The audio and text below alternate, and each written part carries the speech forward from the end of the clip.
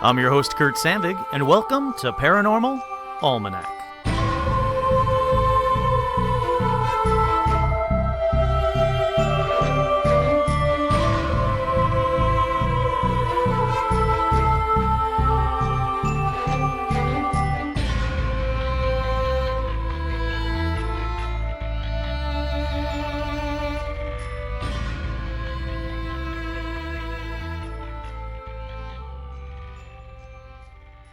That's right, I'm your host, Kurt Sandvig, and on this week's edition of Paranormal Almanac, let's focus on Brazil. And I don't mean the brilliant movie Brazil, I mean the place, the location.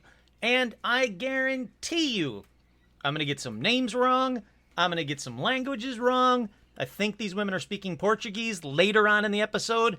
I hope it's Portuguese, because I don't think it's Spanish, but you'll have to wait and see how badly I get things wrong.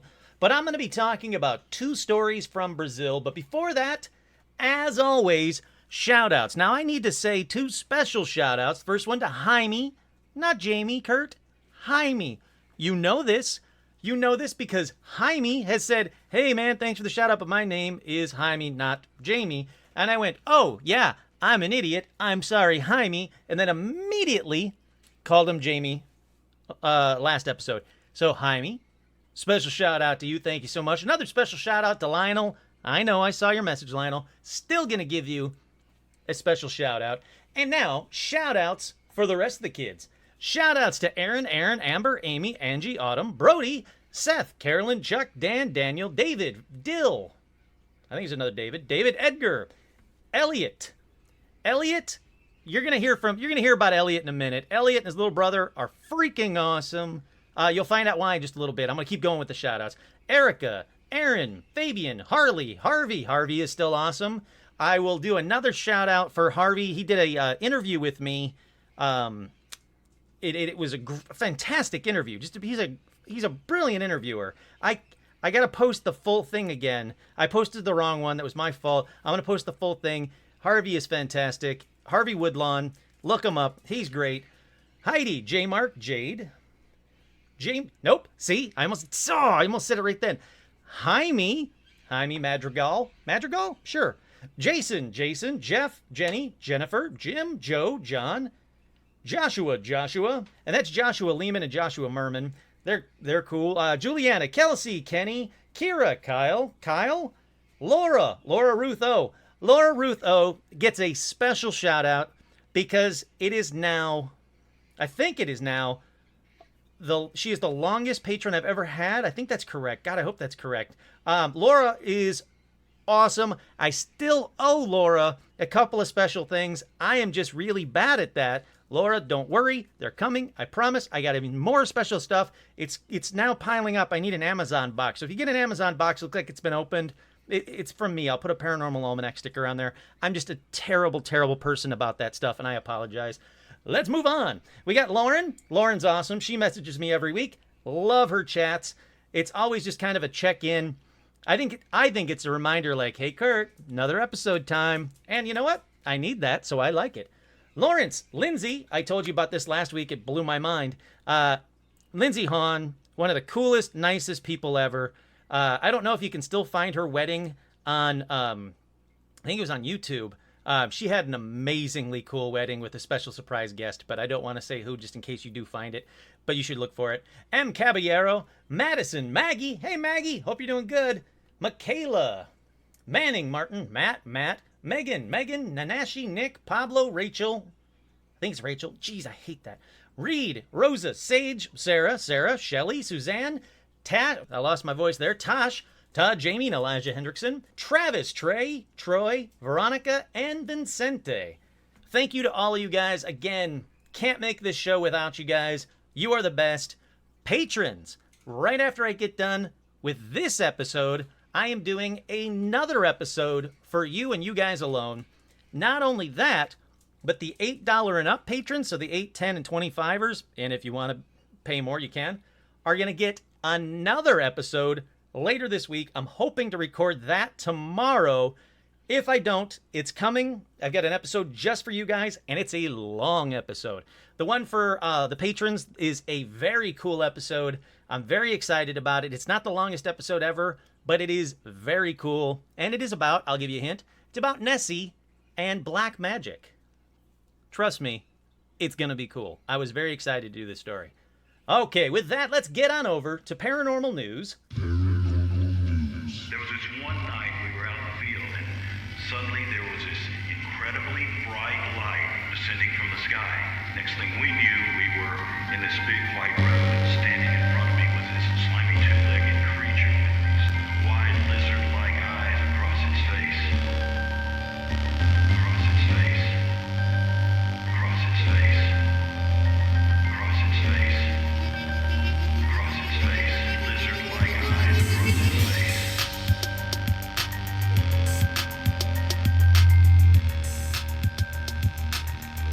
Lizard-like eyes across its face.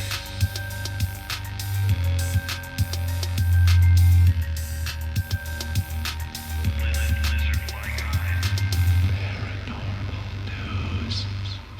Seriously, how cool was that bumper music? And if you couldn't guess, that was from Elliot Van Wyck, the guy I said a minute ago, that the patron I said a minute ago. I've got a special shout out for him. Thank you so much to Elliot and his little brother. So thank you both so much. That is cool. I liked everything about that. Again, if you guys have bumper music, you want me to play it, I will give you a special shout out. I will give you a special something. I'll mail you out something. I promise it'll take forever, but I will mail you out something. Send it over to paranormalalmanac@gmail.com. I'm loving them all. I think I'm going to do a raffle for who's going to be, or put everybody's names in a hat or whatever for the 100th episode. But I will say, I've got one. It is fantastic, and it might just be, I'm sorry, but that's going to be the 100th. It's seriously cool. I can't wait for you guys to hear that. And the 100th episode is coming up very soon. But first, let's continue on with paranormal news. So the Storm Area 51 Facebook event page, whatever you want to call it, has been taken down, quote, for everyone's safety. So it doesn't look like I'm going to be doing a live paranormal almanac where I live stream thousands of idiots getting slaughtered by the military. That doesn't look like it's going to happen. Sadly, it looks like that event is no more. Now, I'm sure there's still going to be some people that show up thinking, hey, I can still show up and I'm going to be one of the only people and I'm definitely going to get in. I think that's a bad idea. But again, I'm not your dad. I'm not going to stop you. Okay, next up in paranormal news, master replicas. Now, master replicas are incredibly cool. If you guys don't know what they are, they make... Oh, apparently they've got something very cool on their website. Let's see what happens.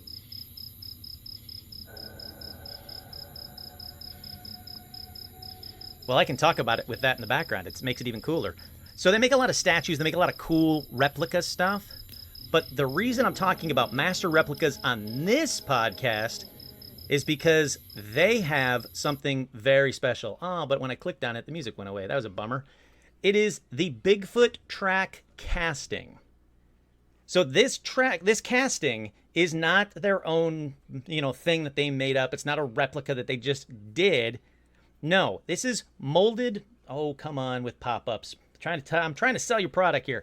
They are molded in their own mixture of gypsum cement, smooth-on resin, and mineral fillers. This is the actual casting of the infamous Bigfoot track related to the 1967 Patterson-Gimlin Bigfoot video. It's not a sculpture. It is a replica.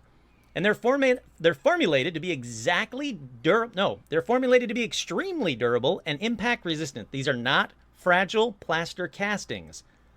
Now, they include trapped earth and mud and crap on there. They look fantastic. That is the cleanest looking cast. And I really thought it was just another casting or a fake one that they just kind of made to look like it. No, this is a perfect casting made with basically cement, it seems like. Measures 14 inches by 6 inches. Weighs 2 pounds. Cost $50, which I think is incredibly reasonable. I definitely want one of these for my own. And they got a lot of other cool stuff. They've got like an alien skull, a vampire killing kit, Yeti track casting, which is just a made-up looking thing, but it's very cool for $85. They have a unicorn horn. They got a ton of stuff, is what I'm trying to say. But what caught my eye was this Bigfoot track casting from the Patterson Gimlet time from 1967. I think it is awesome. And up next in paranormal news, this vodka was made using contaminated grain from Chernobyl. I wanted to say that twice because I can't believe it. It's called Atomic with a K. Atomic vodka. It's the first consumer product to be made from ingredients from Chernobyl, from the reactor's exclusion zone. There's a small experimental farm located in the abandoned heartland of Chernobyl's radioactive exclusion zone where for years scientists have been growing crops. Rye grain to be precise. The team of researchers led by University of Portsmouth Professor Jim Smith wants to prove that consumable goods can be made using contaminated ingredients. They've just unveiled their first creation, Atomic Vodka, and it's bottled by the newly created Chernobyl Spirit Company. Our idea was to use the grains to make a spirit. It's the only bottle in existence. I tremble when I pick it up. Now, this is when he was doing the interview. They're going to be selling it. This vodka is distilled from deep within the Chernobyl exclusion zone, and it sounds like something that you should never drink. But they say that any chemist will tell you when you distill something, impurities stay in the waste product. So we took rye that was slightly contaminated in water from the Chernobyl aquifer, and we distilled it. We asked our friends at Southampton University of an amazing radioanalytical laboratory to see if they could find any radioactivity, and they couldn't find anything. Everything was below their limits of detection. So, if you want a bottle, they're producing as many as 500 this year, possibly selling them to the growing number of tourists who visit the exclusion zone.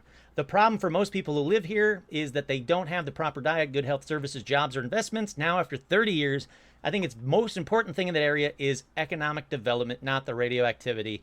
I think it sounds cool. I think I'd try it. It still scares me, I'm not going to lie. The thought of drinking vodka that was done from the grain and the water in Chernobyl, yeah, that's a little terrifying, a little sketchy. But I think I'd try it. I really do. I don't know if you guys can hear them. I don't know if they can be picked up on the microphone, but there's some wild parrots that go through Burbank. They go from Pasadena to Burbank.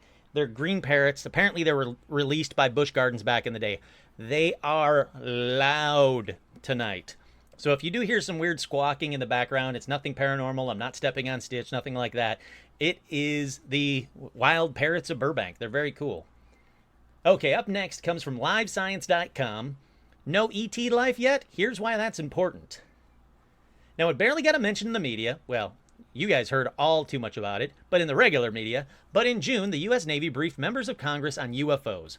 The fact that we live in a culture where there is only a minor news story, this reporter says, gives me pause. And I completely agree. It should be one of the most significant things that ever happened in human history. Now, they did say that the briefing around then was classified, so we don't actually know what Congress was told about the UFOs. But according to a 2015 survey, 56% of Americans already believe in UFOs, regardless of what Navy pilots may or may not have seen. Now, for many people, UFO is synonymous with aliens, but it's worth reminding ourselves that it literally stands for blah, blah, blah. You know all of this. I'm going to jump quite ahead. 2 minutes later! Bum, bum, bum. The reason I was bringing this up is to say that even livescience.com is talking about this UFO phenomena that's happening with the Navy. So they go on to talk about some of the big cases that you guys know all too well about UFOs. But here's the end. This is what I wanted to get to.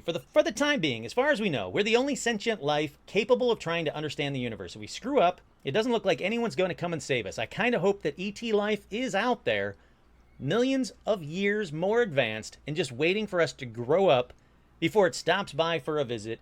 And I hope that that headline actually makes the front page news above the fold.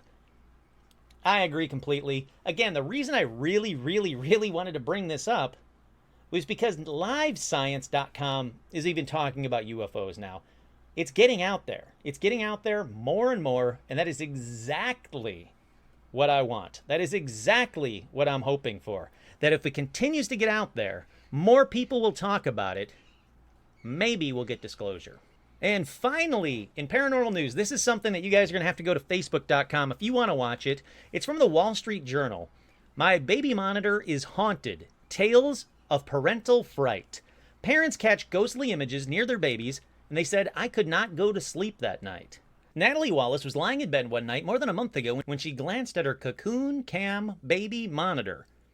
She noticed splotches of pink and purple all around the baby's bassinet. The colors are supposed to indicate motion, but her baby was in deep sleep.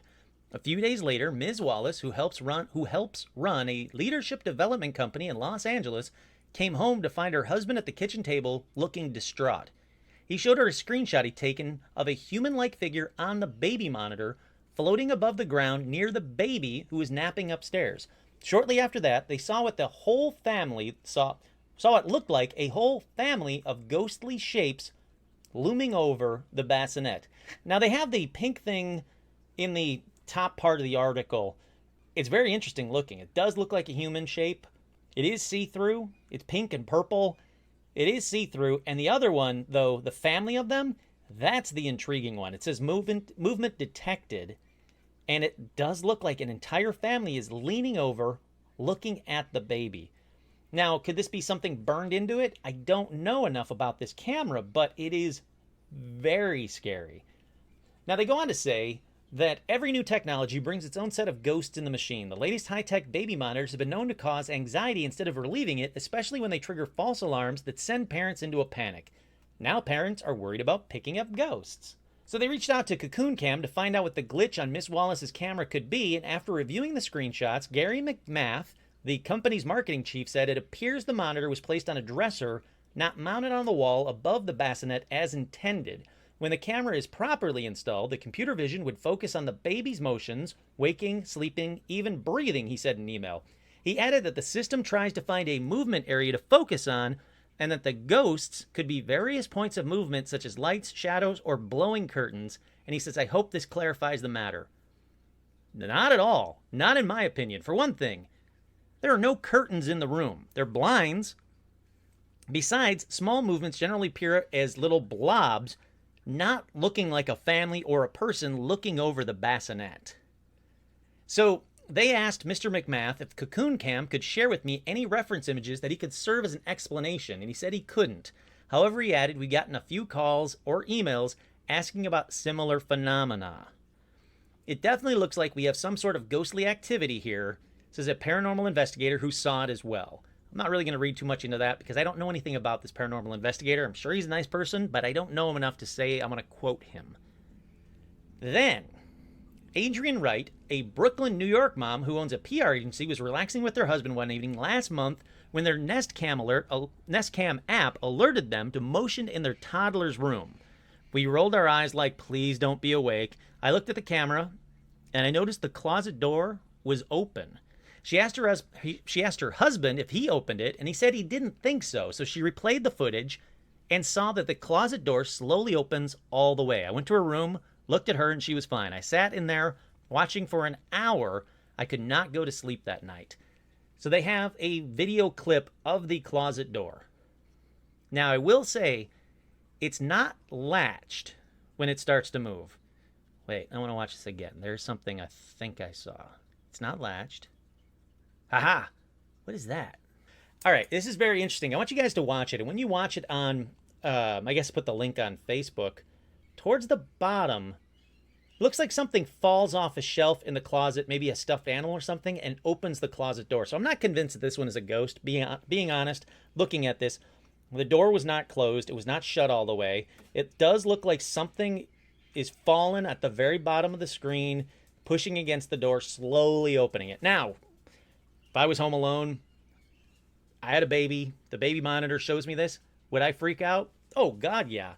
But after I take a minute and calm down and look at it, I really don't think that that one is a ghost.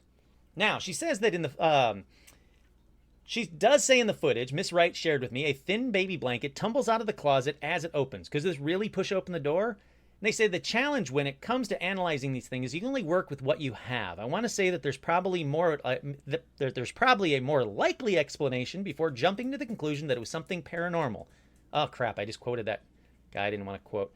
A few nights ago, Mrs. Wright was watching TV when she heard her daughter's door slam shut. She went to check on her and found the door ajar and her daughter in a deep sleep. When she checked the Nest Cam and saw what appeared to be a white object fly across the room around the time she heard the door slam. That one would lead me to be more inclined to say that, yeah, it's something paranormal. I would love to see that footage.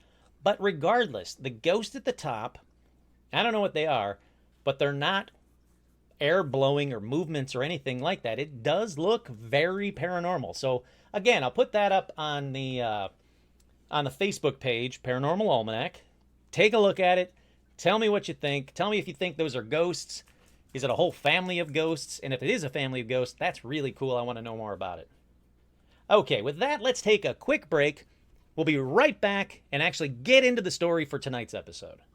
Okay, we're back. Now, this episode, like I said earlier, is focused on two incidents in Brazil. Now, they're equally strange and seem to have either a lot of eyewitnesses or, in the first case, some evidence that's still being examined and disputed over to this day. So let's get on with this first one. Now, the first one takes place on September 13th, 1957. So it's very early on in the UFO lexicon. It's very early on. The days of UFOs, it's been about a decade since UFOs have really been talked about. Now, you got to remember, this takes place in Brazil. Now, September 13th, 1957, a journalist named Ibrahim Sued received an envelope containing a letter, and before I continue on, here's a translation of that very letter. It took me a while to find a real translation of this letter, so I want to read it to you. It says, "Dear Mr. Ibrahim Sued," I don't know. "As a faithful reader of your column and as an admirer of yours, I wish to give you, as a newspaper man, a, quote, scoop concerning flying discs. If you believe that they're real, of course. I didn't believe anything said or published about them. But just a few days ago, I was forced to change my mind. I was fishing together with various friends at a place close to the town of Ubatuba, Sao Paulo." Sure, I got Ubatuba wrong, but it looks like it says Ubatuba. Anyhow, it goes on to say, "When I sighted a flying disc, it approached the beach at unbelievable speeds, and an accident, i.e. a crash into the sea, seemed imminent. At the last moment, however, when it seemed like it was almost striking the waters, it made a sharp turn upward and climbed rapidly on a fantastic impulse. Astonished, we followed the spectacle with our eyes when we saw the disc explode in flames. It disintegrated into thousands of fiery fragments, which fell sparkling with magnificent brightness. They looked like fireworks despite the time of the accident, which was at noon, i.e. at midday. Most of the fragments, almost all fell into the sea. But a number of small pieces fell close to the beach, and we picked up a large amount of this material, which was light as paper. I'm enclosing a sample of it. I don't know anyone that could be trusted to whom I could send it for analysis. I never read about a flying disc being found or about fragments or parts of a disc that had been picked up. Unless the finding was made by military authorities and the whole thing kept as a top secret subject, I am certain the matter will be great interest to the brilliant columnist, and I'm sending 2 copies of this letter to the newspaper and to your home address. From the admirer." Here's the problem. The signature was completely illegible. Okay, together with the above letter, Ibrahim received 3 fragments of a strange metal. Now, okay, there are many experts that doubt some part of this story, so let me pause right here and tell you about those doubts before I continue on. Many experts say that the writer was definitely not, quote, a local fisherman. First off, it was written in very well-spoken Portuguese. The expert infers that this is an educated man who is familiar with Ibrahim's column and was a regular reader of it. Now, the paper that Ibrahim worked for was a more, quote, upper-class newspaper, not one that was read by local fishermen. Let me say, personally, I think that's a stretch. There are very well-educated fishermen in the world, so I am not convinced yet. But this next argument is definitely better. The experts also say that the letter was sent to Ibrahim's home address. Now, it was sent to both the newspaper and the home address, So, depending where you get your story from, some people say he received it at home. Other people say he got the copy from the newspaper first, but it was sent to both, to the newspaper and to your home address. So it would have to be someone familiar with Ibrahim or who ran in the same circles, since it was very difficult in 1957 to just get someone's address. Now, that's a very American thing to say. Who's to say that Ubatuba seems like a small town, especially in 1957, that everybody knew where everybody lived? It's very possible. Now, the theory is that they continue, or the theory that they keep saying is that it was someone that ran in the same circles as Ibrahim and happened to be out fishing and did witness the explosion and got the fragments, but since this was the 50s, they didn't want to be called out as a quack or a weirdo or as a nut job, whatever you want to call it, so they, quote, anonymously mailed this to Ibrahim, knowing he would investigate it, and also that he had friends interested in UFOs to a certain degree, especially for 1957. So that's the theory that they're saying. I don't know if I really buy it. Regardless of where this letter came from, the letter is real. You can see it. It's hard to find, but you can see it. This translation from Portuguese to English is spot on, apparently. I can't read Portuguese, but apparently this is spot on. And it does seem very spot on. Now, I'm going to come back to this at the end. Hopefully I'll remember it. But I want to bring up the fact that it seems like an entire UFO crashed at sea in Brazil in 1957, and yet it hasn't been scoured over like Roswell. I couldn't find anything about people trawling the ocean, the military trawling the ocean, looking for the rest of this UFO. That's very interesting. I want to come back to that. If they haven't, send down Paranormal Almanac. Let's film an episode of someone trawling the ocean looking for more pieces of this same UFO. Okay, with that being said, when I left off, Ibrahim has a friend who is very interested in UFOs, and that friend was Dr. Olavo Fontes. Now, Dr. Olavo Fontes was an MD. He was the chief of the gastroenterology section of the National School of Medicine in Rio de Janeiro. He was supposedly also an investigator of UFO reports. Now, since it was a newer phenomenon at the time, having anyone interested in UFOs was really rare. So, of course, Ibrahim called him up. Fontes, finally having something to do with UFOs, said, definitely. Came over right away, read the letter, and examined the metal fragments. Now, this next part is directly from his testimony of that meeting, that when he saw the letter, when Ibrahim called him, he showed up, he saw the letter, he saw the metal fragments. This is his testimony of that meeting that he gave in a report sent to the Aerial Phenomena Research Organization in Tucson, Arizona on November 30th, 1957. Just a refresher, the letter came on September 13th, 1957. So it's just like 2 months after, September, October, November, 2 months after the meeting. So it's still very fresh in his mind, and this is that direct testimony. I saw the samples sent by the unidentified correspondent. 3 small pieces of a dull gray, solid substance that appeared to be a metal of some sort. Their surfaces were not smooth and polished, but quite irregular and apparently strongly oxidized from the explosion. The surface of one of the samples was shot through with almost microscopic cracks. The surface of all samples were covered in scattered areas with a whitish material. These whitish smears of a powdered substance appeared as a thin layer. The fine, dry powder was adherent but could also be displaced easily with your nail. Mr. Seward said the material appeared to be lead at first because of the gray color, but I could see that it could not be lead. The material was light, almost as light as paper. So that's what he said on November 30th, 1957, about first seeing those samples. Now, samples 2 and 3 were photographed by Fontes. Their lengths were about 1/4 of an inch long and 3/4 of an inch long.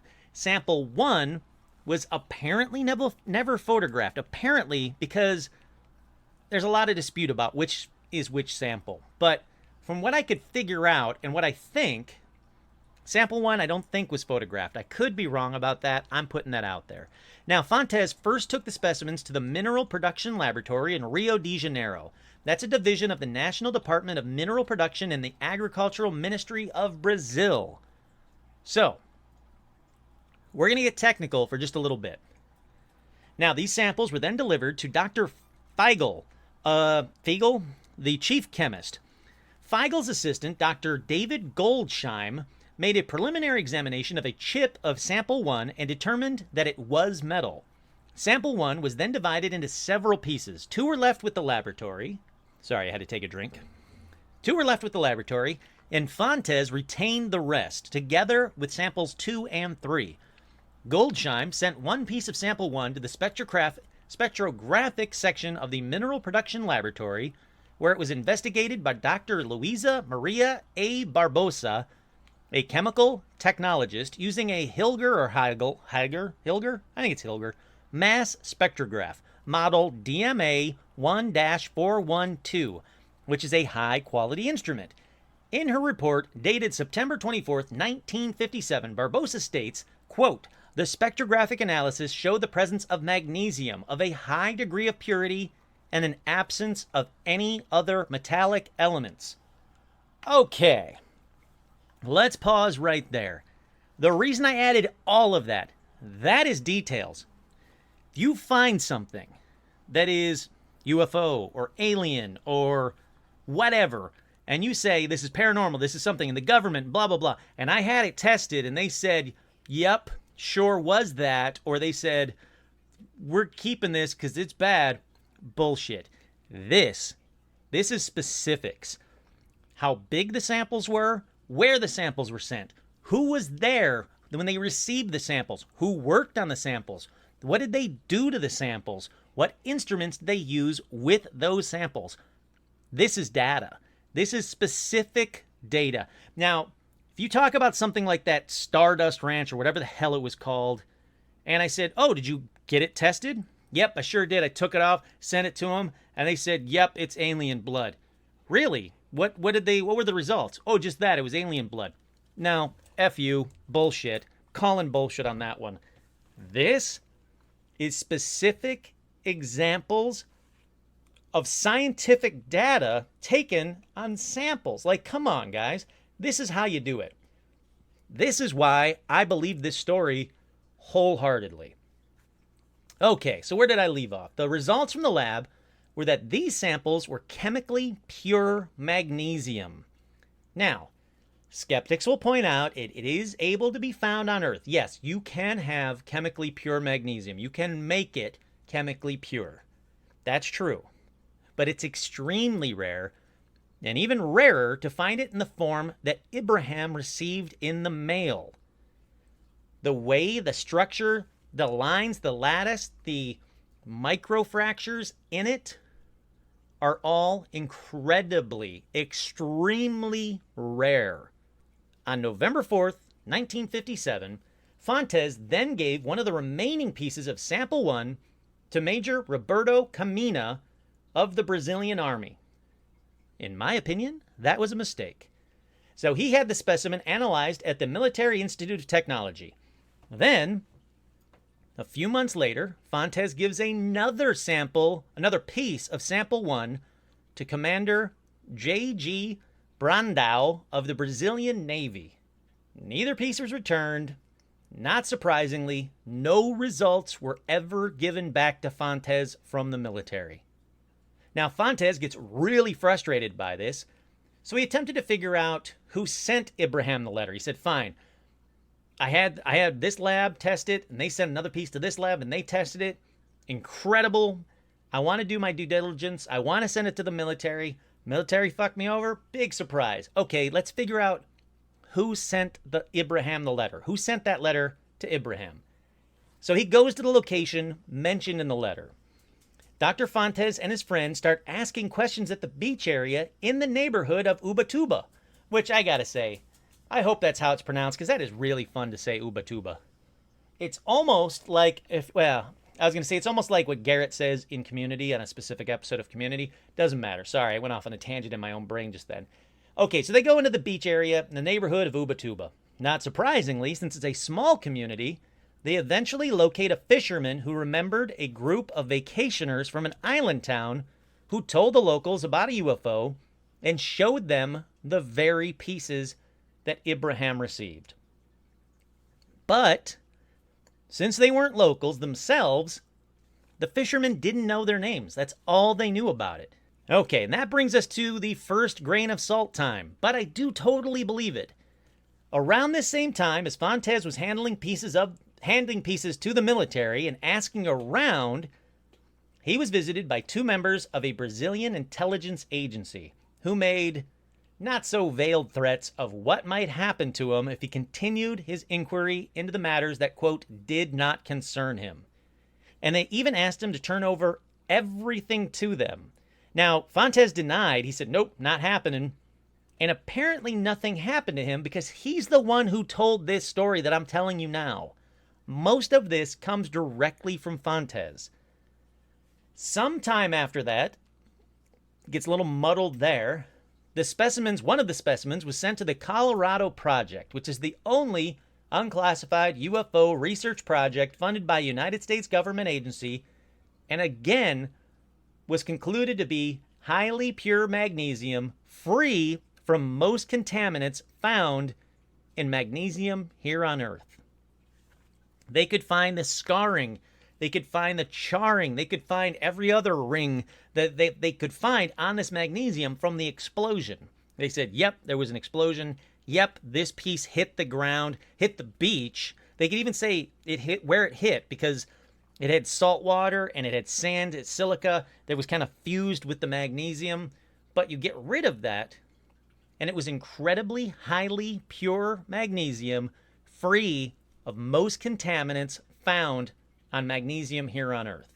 So this stuff is insanely pure. Back to what I was saying a little while ago.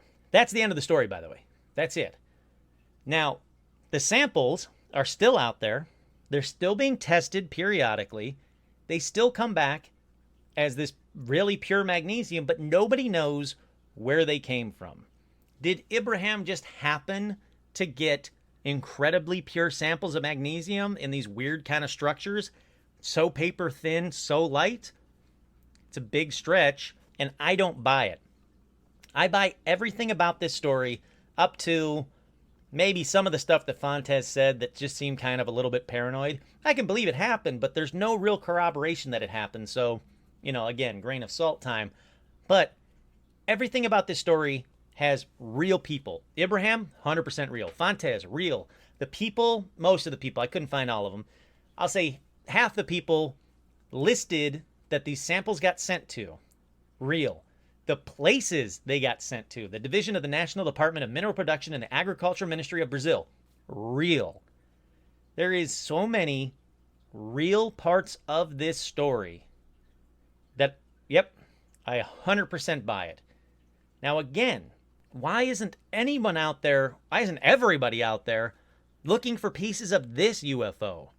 Sure, it was 1957, but they found more pieces from older wreckage all along the east coast of America. Like, they can find these samples. If there's this big chunk of magnesium from a UFO somewhere in the ocean just off this island of Ubatuba, why aren't we out there looking for it? I don't get it. I don't have an answer to that. If you guys are waiting for me to say, because of this, I don't know. I don't have an answer to that. But, fantastic story. It does not get enough press as far as I'm concerned. Now, this next one, like any UFO crash, that's right, this next one has a UFO crash as well. Like any good UFO crash, it's instantly known as the Roswell of that area. So this one is the one that is called the Roswell of Brazil. I don't know why the other one, Ubatuba's, not, but this one is the Roswell of Brazil. Now, this one started on January 19th, 1996, so fairly new, way newer than the last one, in Varginha, Brazil. It's Varginha. I looked it up, figured out how to pronounce it. It's Varginha. Now, from what I can find, the first known sighting of the UFO was by Oralina and Eurico de Freitas, who were the owners of a farm on the outskirts of the town. They said they saw a UFO hovering over their cattle. Now, this wasn't just a quick sighting either. It wasn't a split second, it was gone. Oralina, who first noticed something was wrong because her cattle started acting agitated, when she went out to actually investigate them, she saw a huge hovering, here's the problem, depending where you get your info, she either saw a huge hovering cigar-shaped UFO or a huge hovering saucer-shaped UFO. I can't figure out which one is real. It sucks. I hate that I don't have that answer. But she saw this huge UFO, nonetheless, huge UFO, directly over the cattle. Now, that UFO stayed there for 40 minutes, just hovering silently, then took off. Then a nearby auto mechanic said that he saw a saucer-shaped UFO. That's why it leads me to believe it's a saucer shape. He saw a saucer-shaped UFO the same night in a different part of town. Now, this was not the end of the sightings, or this would be a terrible conclusion to the episode, because the very next night, the UFO returned over Varginha, except this time, it crashed near the city limits. Although, I have to say, I don't know why this is said as fact, because I can't find any eyewitnesses to the UFO crash part of this story. There's witnesses, named witnesses, to seeing the UFO, and named witnesses to what comes next, but none to the crash. But everybody just says, and it must have crashed because of what's coming next. So the story seems to just say the UFO crashed on the outskirts of the city, then skips ahead to the next sighting in the middle of the afternoon on January 20th. So that's what I'm going to do. Okay, now we're at the middle of the afternoon, January 20th. According to media reports, and damn are there a lot of them, this story, it took off for a very good reason, which you'll find out in a second. But this story took off, and it was redone everywhere. Wall Street Journal, again, that's weird. Wall Street Journal again in this same episode. Wall Street Journal talked about it. I mean, it got almost international news coverage around the world. So again, according to media reports, a lone creature was first sighted by 3 women, ranging from ages 14 to 22 years old. 2 of the girls were sisters named Lillian and Valkyra Fatima Silva, and the third was their friend Katia Andrade Xavier. These 3 women said that they were walking through the streets when they just happened upon a bizarre creature which they estimated to be about 5 foot tall. Now, this creature had a disproportionately large head and very thin body with V-shaped feet, brown skin, and large red eyes. The being was leaning against a wall, and it seemed to be very wobbly, very unsteady. The girls assumed it was injured or sick. They said it was very discombobulated. They didn't use that term, but I'm gonna. It was brown in color with big black veins and huge red eyes. They also said it seemed to have horns or protrusions coming out of its head, and it was also entirely covered in like an oil-like substance. And they all agreed. Definitely had rubbery limbs, and it most definitely had an incredibly terrible odor, an overpowering odor. Katia says it wasn't a man or an animal, it was something different. Now, Katia said that in Portuguese, but I've had it translated. So the Silva sisters said that they fled and ran home to tell their mother that they had seen the devil. Now, obviously, the mom didn't believe them, so she went to the area where they had allegedly seen the creature. Now, she immediately smelled a strong, she called it ammonia-like odor, but the alien was gone. All the mother could see were footsteps from the creature and a dog sniffing the place where the girl said, yep, that's where we saw it, right against that wall. Now again, the timeline jumps here. The news about the girl seeing the alien, it spreads like wildfire. Everybody in town was talking about it. The newspaper immediately picked it up. The news channel immediately picked it up. But the next time that the alien was sighted that I could find was 2 days later, and it was found dead or dying. There's very conflicting reports about that part of it. At the very least, dying along the side of the road nearby. And that's when the military gets involved. Before I get to the military, here's the girl's testimony. Now, don't worry, it's like 2 minutes long, so if you don't speak I'm assuming Portuguese, maybe Spanish. Just skip ahead 2 minutes. It's basically what I just told you, but I want listeners to hear it directly from the witnesses. So if you can understand Portuguese, it's not even 2 minutes long. You don't have to skip 2 minutes. It's about less than a minute long, but I just want, like I said, whenever I can have actual eyewitnesses...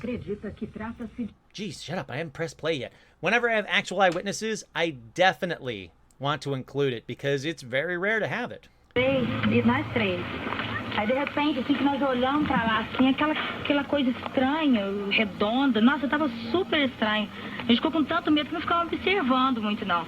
Aí daqui a gente já correu pra lá e desceu. E quando a gente tava descendo, a gente foi olhando pra trás e viu ele ali. E tava na mesma posição e não mexeu nada. Tinha perna e braços normal, de um homem normal, assim. Mas que a gente olhou direito não era, assim, um homem. Tinha chifres, tinha assim, a pele marrom, parecendo que passou algum óleo no corpo. So, she went on to say it had oil on its body. And that's, like I said, a very, very small sampling of the interview. I'll probably throw that interview actually up on the Facebook page. If you do speak Portuguese, you want to read it, you want to translate it all, fantastic. They do have the translation down below. I assume it's correct. But again, anytime they have actual eyewitnesses, I always want to throw that on there if I can. Okay, so when we left off, the military were now involved. The eyewitnesses say that the military trucks showed up in force and picked up the alien body. Some eyewitnesses in a nearby hospital said that the military trucks took the body there and that the alien was still alive when it arrived, but it died soon after. Now, a janitor at the hospital that had physical contact with the body died 20 days later, and when his family demanded an autopsy, they were given a redacted death certificate. Take that part with a huge grain of salt because no, quote, expert on this case can produce a name, let alone a redacted death certificate. They always just say a janitor at the hospital had physical contact with the body, died 20 days later. His family demanded an autopsy, but were given a redacted death certificate. Dun, dun, dun, that kind of shit. Why they would redact it and not just make up a cause of death doesn't make any sense to me. Why would they black out? Why would they write on his cause of death, touched this weird brown oily alien from a crashed UFO that no one actually saw crashed, and then 20 days later, boop, he's dead. Probably died of alien touching disease. Oh crap, I can't write that. Let me black all that out. No, that's stupid. That's just dumb. Like I said, take that part with a huge grain of salt. Anyhow, ufologist Roger Lear, who did investigate this story, thinks that there are two creatures. He says one had been injured, but both were taken to a local medical clinic. The doctors and nurses of the clinic described the creatures and reported unusual occurrences, some apparently paranormal in nature. That sounds cool, right? I want to hear more about that. Nope. I can't find out what these some apparently paranormal in nature occurrences that happened at the hospital with apparently two alien bodies actually were. Thanks, Roger Lear. Alrighty, back to the military. Here is their official story. Captain Calza says new inductees to a sergeant's training school went on a parade and a truck convoy was driven to the repair shop. Concurrently, at the town hospital, trucks delivered new cardiovascular equipment and an ambulance dropped off an exhumed corpse, a human body. That's all that happened in there. Now, they go on to say that the military definitely did not pick up a body and was merely carrying out a routine patrol. Then, the official story added this, which I think is fantastic. They've also denied that the three women saw an extraterrestrial. Instead, they say that the three women had seen a homeless and mentally ill man who was a local man nicknamed Mudinho, who only looked strange because he had coated himself in mud. Now, the military also states that the alien seen in the hospital was actually an expectant dwarf couple. Come on. That's just as weak as you saw swamp gas or you saw Venus or any other bullshit official military explanation. What they saw was a local man nicknamed Mudinho who only looked strange because he covered himself in mud. How come that dude's never been talked about before or since, or never seen before or since? How come the girls didn't go, oh, Mudinho, stay away from that guy. That guy smells like pee and he's covered in mud. No, they said huge black veins, large red eyes, horns or protuberances at the top of his head, V-shaped feet. Not a locally mentally ill man. That's dumb. Not as dumb as that the alien seen in the hospital was actually an expectant dwarf couple. And they said dwarf, not me. I know it's little people. That's dumb. Okay, so the reports were first broadcast on the Sunday TV show Fantastico of Redi Globo. Redi Globo. And gathered media coverage worldwide, like I was saying, including an article in the Wall Street Journal. So it was the Wall Street Journal. And I don't know what to think of this story. Again, a lot of eyewitnesses, a lot of very, very specific stuff.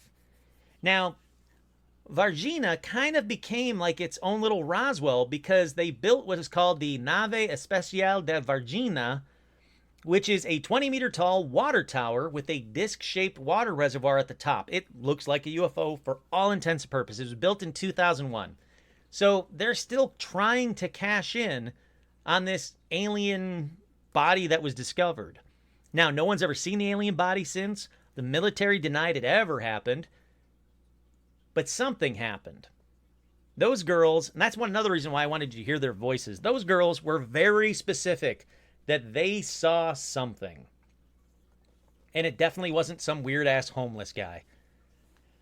But here are just two, and there's a bunch more, but here are just two of the stories of UFOs, very specific location in Brazil. I'm sure you've already figured it out. I've talked about it in the past, but I really like going from place to place, not the specific, not the general UFO stories, but I want to find out these little ones that I hadn't really heard about. I'd heard about that magnesium part of the other one, but I had never, in Ubatuba, but I had never heard about the Varginha alien that was found and possibly died right there in their hospital, their little local hospital. It's a really interesting story. I love finding out stuff like this. I do have listeners in Brazil. So, listeners in Brazil, if you know anyone that had any connection at all to either one of these stories or another story, but I prefer these stories first, please get in touch with me. I'd love to find out more details. Since I don't read Portuguese or Spanish, it makes it really difficult for me to deep dive these with the newspaper articles and with all the other official stuff. I really have to rely on other people translating and hoping they get the translations right, because I hate how translations usually mutate what they're really saying. They didn't really say UFO, they said something strange, but now it's blown up to be a glowing ball of fire UFO. You know, it can get spun out of control so quickly in translations is what I'm saying. So, if you know somebody from Brazil, or you're listening in Brazil, and you know somebody that was part of these stories, please email me at paranormalalmanac@gmail.com. Tell me your story. Tell me their story. Tell me more about these stories.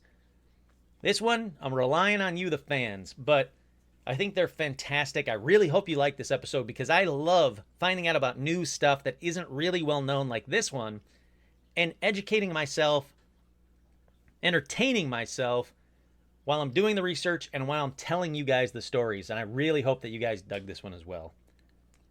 Alrighty, once again, I'm your host, Kurt Sandvig, and this has been another edition of Paranormal Almanac.